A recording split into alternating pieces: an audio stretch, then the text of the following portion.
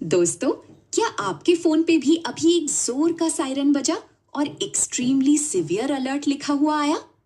Chill, घबराने की बिल्कुल बात नहीं है।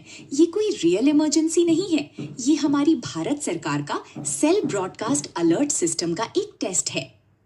इसका मतलब ये है कि फ्यूचर में अगर कभी कोई नेचुरल डिजास्टर जैसे फ्लड या साइक्लोन आता है तो गवर्नमेंट हमें तुरंत अलर्ट कर सकेगी, चाहे आपका फोन साइलेंट पे हो या डेटा ऑफ हो।